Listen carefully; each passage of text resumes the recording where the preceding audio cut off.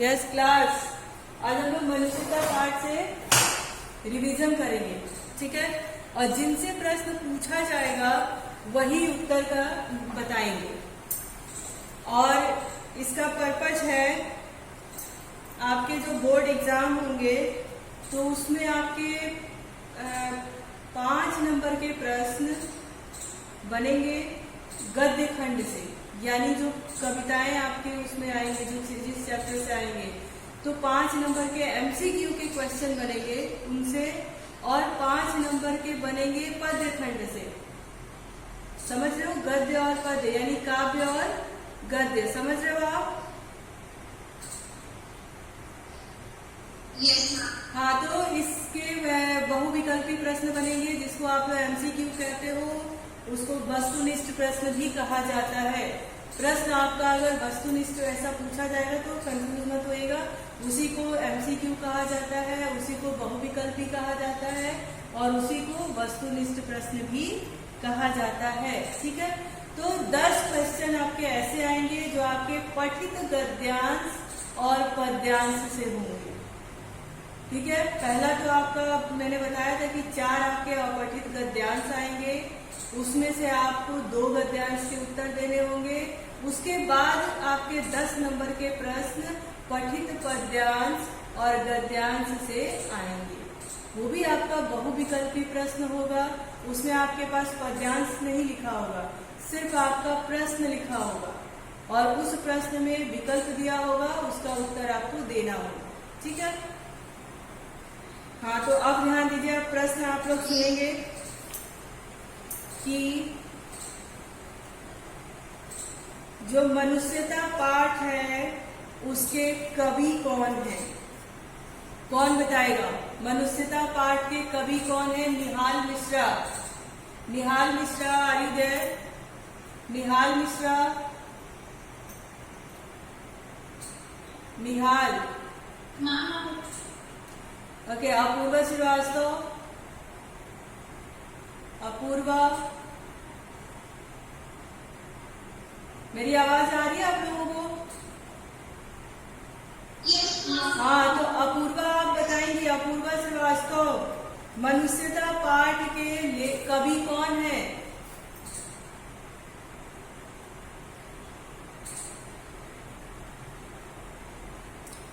संजना यादव, संजना, संजना आप बताएंगे कि मनुष्यता पाठ के कवि कौन है? अपूर्वा बताएंगे कि संजना? हाँ, बताइए कौन है? अच्छा, उनका समय कब से कब तक का था?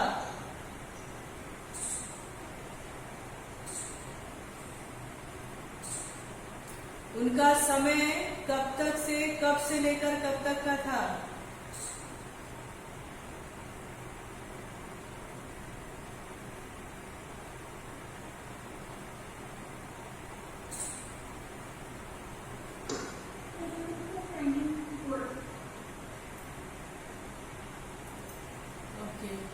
बेटा बहुत समय लग रहा है उत्तर देने में।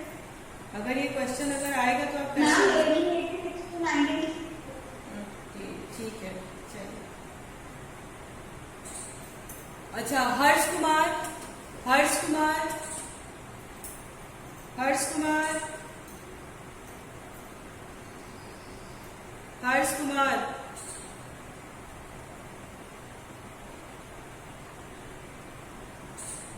अर्पिता सिंह। अगर आपके आंसर नहीं आएंगे तो यही में छोड़ देंगे, इतना समझ लीजिए आप लोग।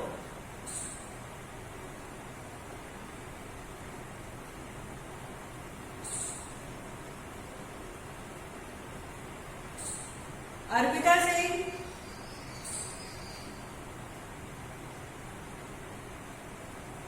पढ़ना ही है, चिंता हमें। पलक तिवारी, यस मैम। पलक बताइए कि मैथिली शरण गुप्त की प्रमुख कृतियां कौन कौन सी थी?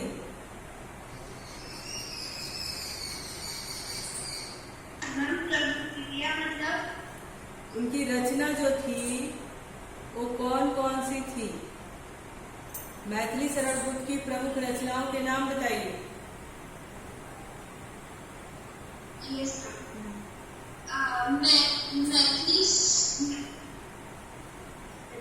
मैथिली शरण हाँ की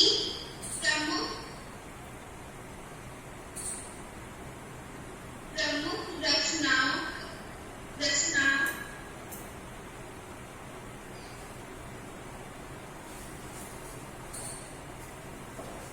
हाँ बताइए, आवाज नहीं आ रही आपकी।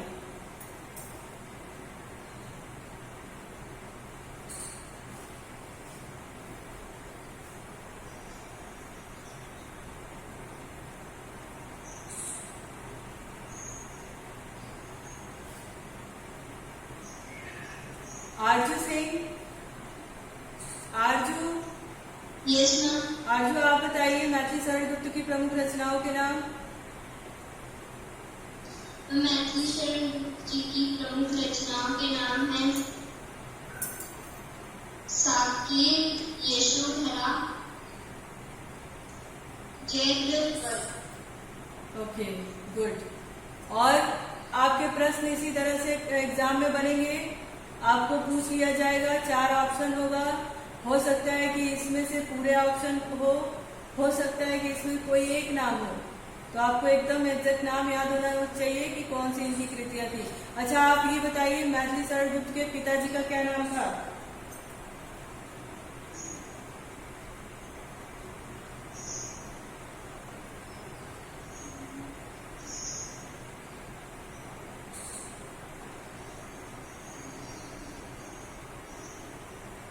कौन बताएगा? मैथिली शरण गुप्त के, हाँ बताओ। नहीं। हाँ, और उनके छोटे भाई का क्या नाम था?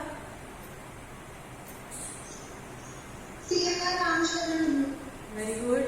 अच्छा आप ये बताएंगे कि उनके जो पिताजी थे वो क्या थे? कवि थे। वेरी गुड बेटा। अच्छा गुप्त जी किसके भक्त थे? गुप्त जी किसके भक्त थे? राम भक्त थे। चलिए सौम्या भदौरिया।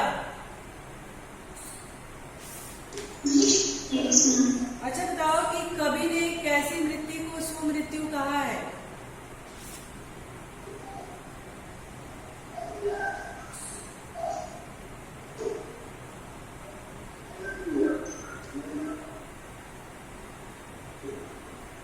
कवि ने कैसी मृत्यु को सुमृत्यु कहा है?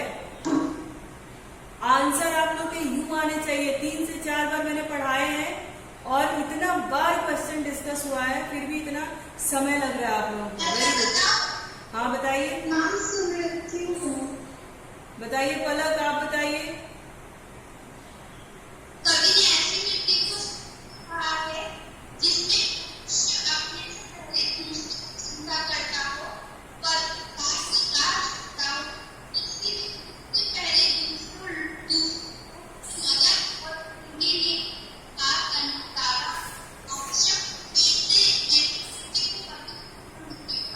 अच्छा ठीक है, अब ये बताइए कौन बताएगा? दिव्या सिंह। दिव्या ये बताइए, एक लाइन में आया है कवि ने बोला है कि सतर्क पंथ होकर के चले। ये सतर्क पंथ की बात उन्होंने क्यों कही है? दिव्या सिंह। Yes ma'am. एक और क्वेश्चन। कवि जो है अपनी कविता की लाइन में एक जगह उन्होंने कहा है कि सब सतर्क पंथ होकर के चले, तो ये सतर्क पंथ का क्या आशय है? क्यों ऐसा कहा उन्होंने? ऐसे शब्द का प्रयोग कैसे किया, क्यों किया?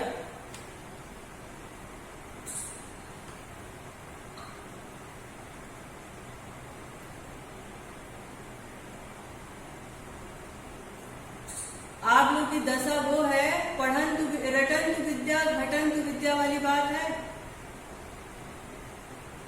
सारी चीजें एक बार पढ़ रहे हो, पढ़ने के बाद सब भूलने की प्रक्रिया जारी रखे हो।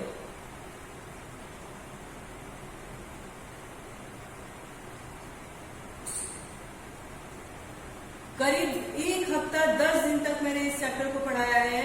एक एक लाइन, एक एक अक्षर एक एक प्रश्न आपको घोट के पिलाया है। अब इससे ज्यादा क्या पढ़ोगे, फिर भी भूल रहे हो आप। कौन करेगा आंसर इसका?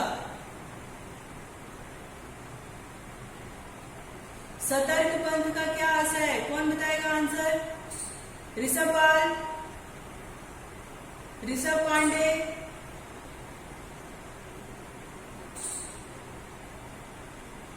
राज्यवर्धन। बहुत अच्छे बच्चों, बहुत बढ़िया, तैयारी एकदम उच्च कोटि की है। मंजरी, मंजरी, अलका, यस मैम। अलका आप बताइए, सतर्क पंथ की बात क्यों कही है उन्होंने?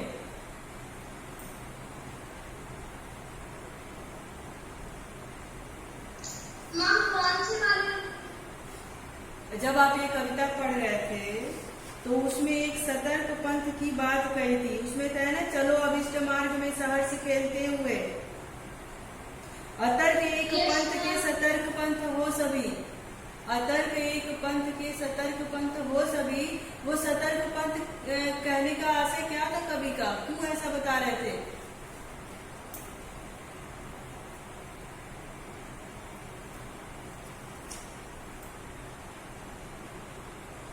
मैम उनका कहना था कि अच्छे करीब सतर्क वो सभी साथ में चले। सतर्क हो सभी साथ में चले, मतलब उनका कहने का कोई उद्देश्य होगा ना, वो उद्देश्य क्या था? हाँ बताइए। अभी ऋषभ बता रहे थे, मतलब ये था कि अपने तरफ को कौन बता रहा था? राज्यवर्धन। हाँ बोलो राज्यवर्धन, हाँ बोलो।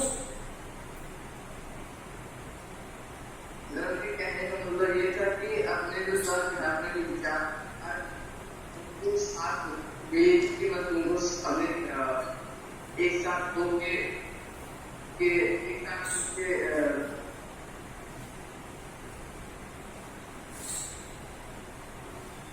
क्या अर्जू आप बताओ। मैम कवि सतर्क पंथ के शब्द से कहना चाहते हैं कि सभी मनुष्य एक साथ होकर एक रास्ते पे सभी को सतर्क होकर चलना चाहिए। हाँ सतर्क होकर चलना चाहिए, सावधानी से चलना चाहिए, अतर्क होकर के। अतर्क होने का मतलब उन्होंने कहा, क्या कहा था? अतर्क होकर के यानी तर्क से परे होकर के, कोई मन में कोई शंका न रह जाए, ठीक है? तर्क से परे होकर के, कोई शंका ना हो, कोई कुछ नहीं हो, और सावधानी पूर्वक सब मिल करके उस रास्ते को सहर्ष चुनिए, खुशी से चुनिए, चुने हुए रास्तों पर चलिए, बिना किसी सील के, संकोच के, बिना किसी शंका के, ठीक है? चलिए अच्छा ये बताइए कि मनुष्य मात्र बंधु है से आप क्या समझते हैं, कौन बताएगा? Rajyavardhan. Who is this? Palak. Okay बताइए पलक। हाँ पलक बताओ। मनुष्य मात्र बंधु है। कवि ने ऐसा इसलिए कहा है क्योंकि मनुष्य ईश्वर की संतान होते हैं, मतलब हम सब भाई बंधु हैं। भाई बंधु होने के नाते अगर भाई चाहते उससे की मदद सके तो हमारा इतना फर्ज है। ये कवि मनुष्य। अच्छा ठीक है। अच्छा आप बताएंगे कि मदान्ध का अर्थ क्या होता है? मदान्ध शब्द है, उसका अर्थ क्या होता है? मदान्ध।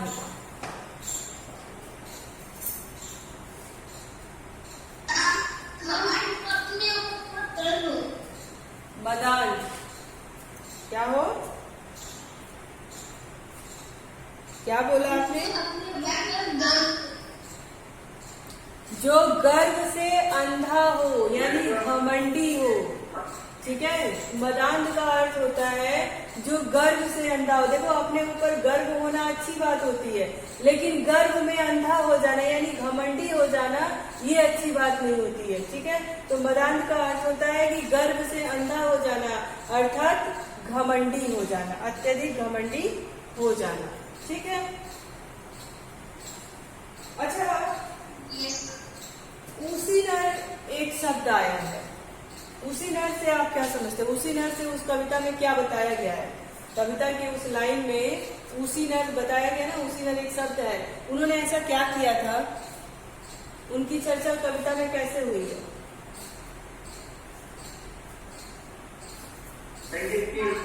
उसीनर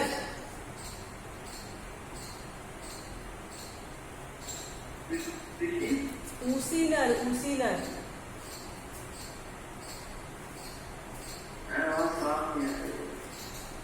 उसीनर उसीनर एक शब्द आया है, उसको एक्सप्लेन करेंगे कि वो शब्द हाँ, तो उसी लाइन को आपको एक्सप्लेन करना है कि क्यों कवि ने उनका जिक्र यहाँ पे किया है। उन्होंने क्या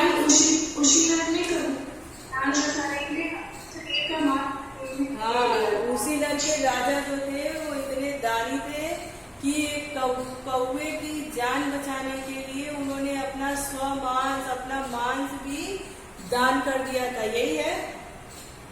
अच्छा, ये बताओ क्षुद्धार्थ का क्या अर्थ होता है? क्षुद्धार्थ भूख के लिए जाना। हाँ, भूख के लिए। तो देखो भाई, भूख हर बहुत सारी चीजों की होती है। किसकी भूख की बात की है? पेट की भूख की बात की है।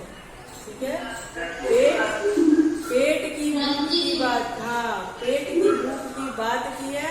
और रंती देव के बारे में बताया है कि उनके दूसरों के क्षुद्धार्थ को, भूख को मिटाने के लिए उन्होंने अपने आखिरी निवाला तक को भी दान कर दिया था। Mute your mind please. चलिए, आप बताएंगे कि कवि ने सबको साथ लेकर के चलने की प्रेरणा क्यों दी? कवि ने सबको साथ लेकर चलने की प्रेरणा क्यों दी?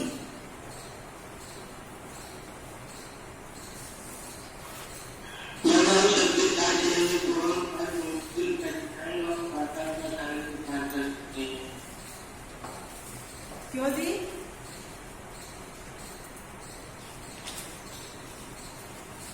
बताओ भाई। हाँ, बताइए।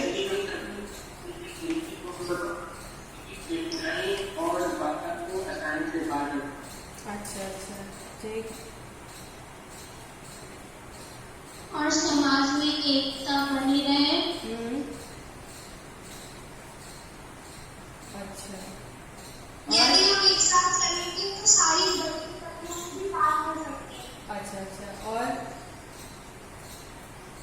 मैम, आपसी समझ बढ़ेगी। अच्छा, ये बताओ, अब मनुष्य को अपने द्वारा चुने गए रास्तों पर कैसे चलना चाहिए? मनुष्य जो अगर अपने द्वारा रास्ता जो चुना है उस पर किस तरह चलना चाहिए उसको? हम हंसते खेलते हुए चलना चाहिए। अच्छा, हंसते खेलते हुए।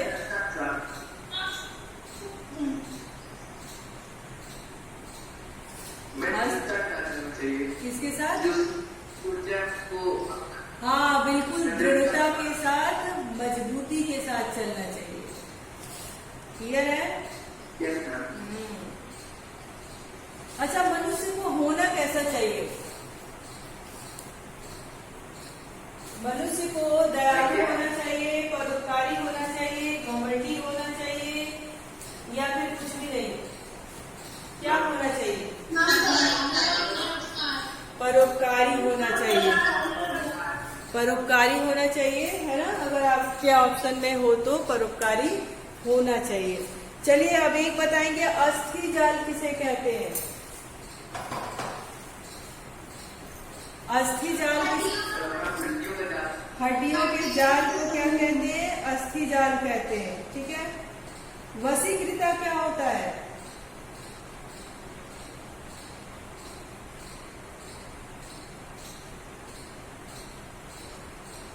वशीकृता, वश में की हुई। वश वश में की हुई। उदार व्यक्ति की पहचान कैसे की जा सकती है? उदार व्यक्ति की पहचान कैसे की जा सकती है?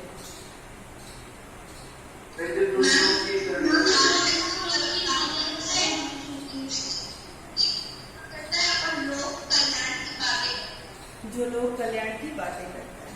Very good. अच्छा, आप लोग एक लास्ट बात मेरी सुनेंगे। आपके वहाँ फेरी नजदीक आ गया है, ठीक है। आपके बहुत सारे प्रश्न ऑप्शनल होंगे, एमसीक्यू के होंगे, बहुत सारे ऐसे होंगे जो आपको लिखने होंगे, ठीक है।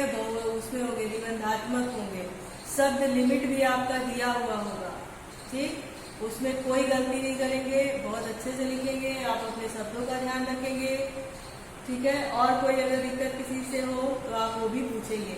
मनुष्यता चैप्टर में इससे परे और कुछ नहीं आ सकता है, ठीक। बोर्ड में भी आपके इसी तरह के क्वेश्चन बनेंगे। बिल्कुल बार बार मैं कहती हूँ कि कोई भी कवि, जिस कवि का भी इसमें पाठ आपके परीक्षा में आने वाला है, उस कवि की रचनाओं के बारे में, उस कवि का जन्म, उस कवि का मृत्यु, उनकी भाषा, ठीक है, वो किसके भक्त थे, उन्होंने कोई पुरस्कार मिला उनको तो कब मिला, कौन सा मिला, किस जगह पे उनके जन्म हुआ था, कहाँ पे उनकी मृत्यु हुई थी। मतलब कहने का ये मतलब कि उनका पूरा जीवन परिचय आप जान लोगे। जीवन परिचय आपको याद होना चाहिए, क्योंकि बहुविकल्पी प्रश्न में, ठीक है, जिस तरह का प्रश्न उत्तर होता है वैसे नहीं, ऐसे ही प्रश्न बनते हैं। तो बिल्कुल उसको ध्यान में रखिएगा। छोटी छोटी चीज भी आप उस कवि के बारे में और उस कविता में क्या उन्होंने बताया है, मेन चीजों को याद कर लीजिएगा, ठीक है। ऐसे ही अब हम लोग रोज जो हमारी क्लास चलेगी, अब सिर्फ रिवीजन की क्लास चलेगी। अब सिर्फ आपसे क्वेश्चन आंसर होंगे, वो आप पूछेंगे। और उसके पहले अगर किसी चैप्टर में आपको कोई दिक्कत होगी कि ये चैप्टर हमें नहीं समझ में आया है, आप उसको बार बार पूछेंगे। लेकिन बाद में यह हाफ ईयरली होने के बाद कोई एक्सक्यूज नहीं आना चाहिए कि मैम ये वाला समझ में नहीं आया था, ठीक है। और आंसर करो, आंसर, हाँ बोलो। कल किस चैप्टर का रिव्यू होगा? कल तो संडे है, कल हम लोग पर्वत पावस प्रदेश जो चैप्टर है उससे हम लोग क्वेश्चन आंसर करेंगे, ठीक है। उससे प्रश्न होगा और पूरा कवि का जीवन परिचय आप लोगों को नहीं होनी चाहिए, ठीक।